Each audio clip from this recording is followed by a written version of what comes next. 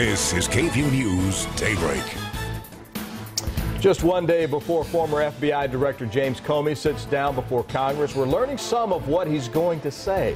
This morning, how there's more tension building in the White House. Targeted with racial insults, a local father says kids are picking on his daughter because of her race. What the school is saying this morning. A local school district making a change to the way their students will come to school next school year, why they're turning to uniforms, and why officials say it'll help the kids in the classroom. Good Wednesday morning to you, and thank you for joining us for KVUE News Daybreak. It is 6 a.m. I'm Brian May. And I'm Yvonne Nava. The sun is back again for midweek sunshine. I like that. Let's send things over to Erica for the rest of the forecast. Hi there. Hey there, guys. Good morning. Midweek and weekend sunshine is in the forecast. You guys are going to love this. Starting this morning, temperatures are quite comfortable. Humidity is on the lower side. We're waking up in the hill country to mid to lower 60s, closer to 70 degrees right now for central counties, Austin and Pflugerville in the lower 70s, and also mid to upper 60s for our eastern counties. Giddings, you're currently at 68 degrees this morning. Here's how today is going to play out. Lots of sun in the forecast. Our highs in the lower 90s. So if you're wondering, is today a good day to wash your car? Thumbs up for that. We're checking the box because we are talking at least 7 days in a row where we can enjoy a nice clear forecast and warm, sunny temperatures. Anavid Reyes has the latest on your morning commute. What are the details, Anavid? Well, a beautiful morning. This is a live look at Mopac at Enfield and I-35 at 11th Street. You can see the roads are moving quite nicely at this 6 o'clock hour. You can definitely see traffic picking up now that we've approached that rush hour. So watch out if you're hitting the roads this morning. You want to maybe pack some patience if you do find yourself in a little bit of busier traffic, but nothing to worry about. There is some debris on the road that you do need to watch out for on Barton Creek Boulevard, especially if you're driving in from Bee Caves.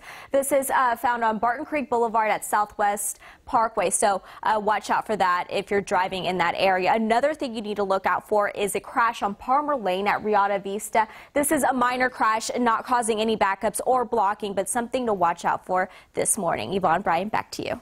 Anavid, thank you. We are following breaking news this morning out of Iran. Several people have attacked Iran's parliament building and a shrine to the Ayatollah Khomeini, a former leader in the country. Iranian state TV saying one of the attackers taking part in the assault blew himself up. We've also been told 2 security guards have been killed, more than 30 injured in this attack. ISIS claiming responsibility for the attack at this time. The situation is ongoing. We'll update you as we learn more information. Well, top national security officials are testifying today in preparation for the highly anticipated James Comey hearing tomorrow. Sources say the pending testimony has opened up a rift between the president and Attorney General Jeff Sessions. Sessions is now offering to resign.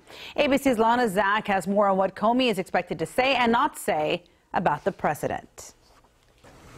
When fired FBI Director James Comey testifies before the Senate on Thursday, the truth, the whole truth, and nothing but the truth. A source close to Comey tells ABC News he intends to directly contradict the president on this claim, made repeatedly, including in an interview with NBC News. I said, if it's possible, would you let me know, am I under investigation? He said, you are not under investigation. But on the more troubling question of obstruction of justice in the Flynn investigation, Comey is expected to offer no judgment. The real-world implications of this, although great for scoring points for the Democrats, are really not that high in terms of actual effect on the administration. The testimony is highly anticipated for both Democrats and Republicans. I think that Comey being here in public is something that's very important to the country. But inside the White House, the president is blaming Attorney General Jeff Sessions' decision to recuse himself on Russia for many of their current problems. Sources tell ABC News the situation has gotten so tense that Sessions has offered to resign.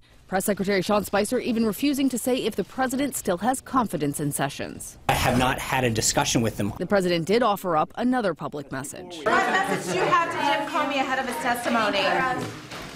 I wish him luck. And we can report on one other revelation that is likely to be questioned. James Comey reportedly told the Attorney General he no longer wanted to be left alone with the president following the meeting in which he felt pressured to drop the investigation into Michael Flynn. Lana Zach, ABC News, Washington.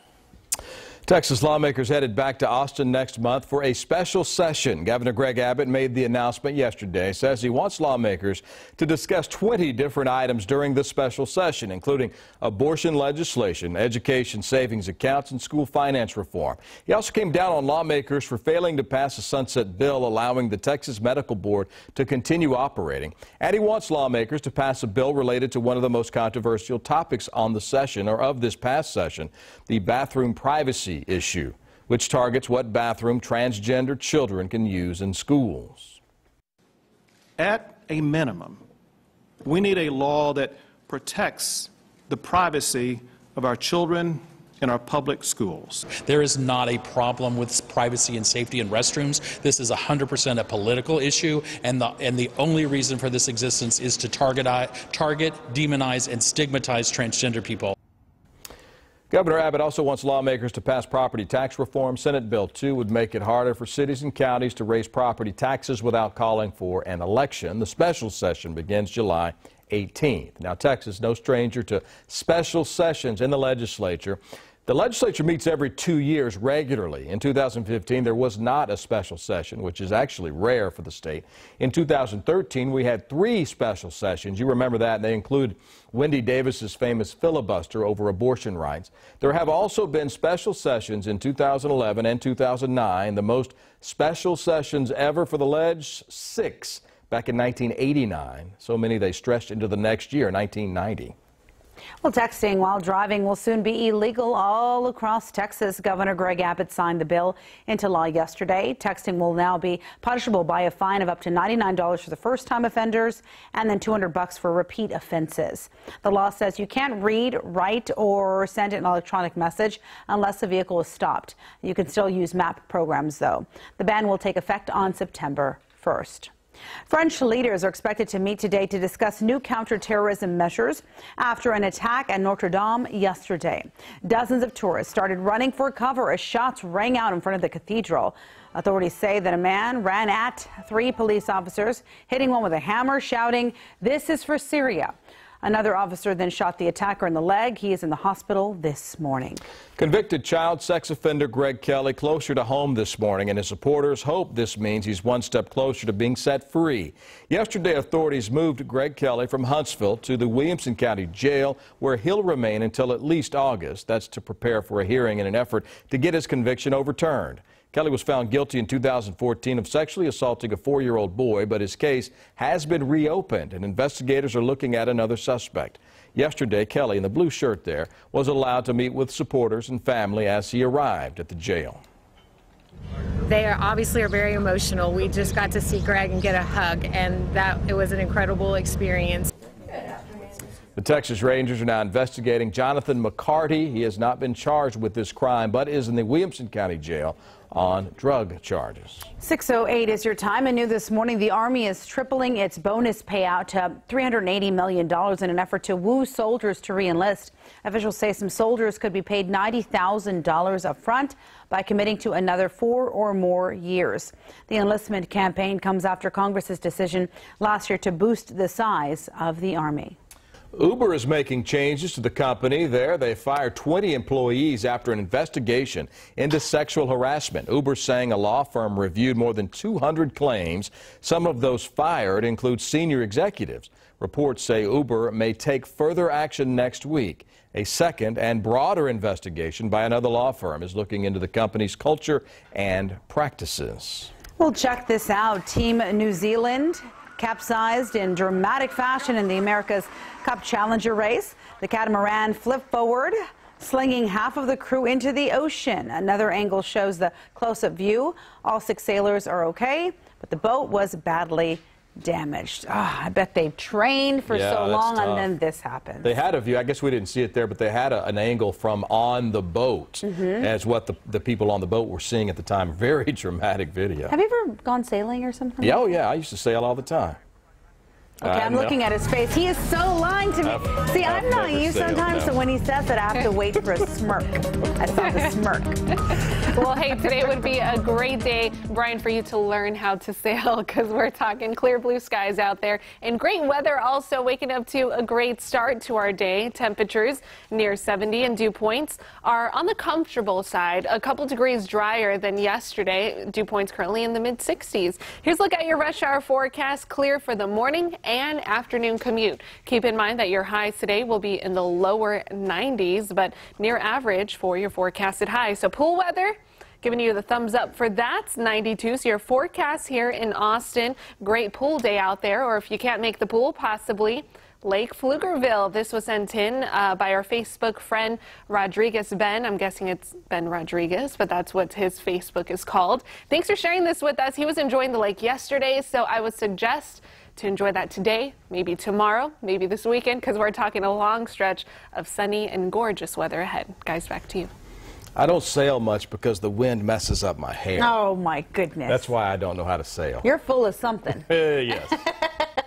Manor ISD is testing out a new dress code for some of its students. That's right. 3 schools will require uniforms at the start of next school year.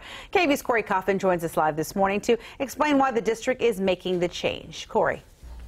Brian, Yvonne, good morning to both of you. Now, according to their superintendent, the Manor ISD has some new initiatives and some new innovative learning spaces. They say they want a new innovative dress code implemented at these new schools. District leaders believe that the structured dress code would help limit distractions and help kids stay on target. Officials would like to implement the new dress code next school year at Manor Middle School and at 2 new schools set to open this fall, Lagos Elementary and New Tech Middle School. We're going to pilot a couple of schools and really to see if it makes a difference in the campus climate, what kids are concentrating their time and efforts for. I feel like there's always going to be distractions, you know, even if they're wearing the same clothing, it's going to be, oh, the shoes, oh, the hair. There's always going to be distractions. It's just, it's one thing less, and you have to take baby steps. Now, district officials say it'll be up to each campus to decide the exact uniform. At the middle schools, a colored polo, a khaki and black pants or shorts. They will allow hooded sweatshirts, and at Lagos Elementary, blue, black or gray polo shirts, black or khaki pants, but no sweatshirts. So Manor ISD also plans to work with low-income families who may be struggling to buy these new clothes.